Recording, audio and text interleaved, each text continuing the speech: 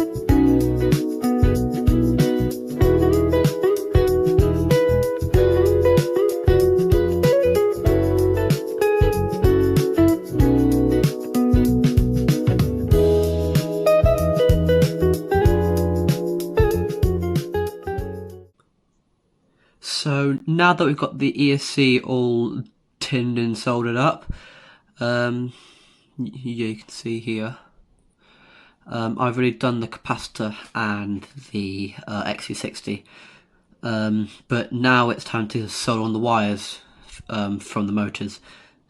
So yeah.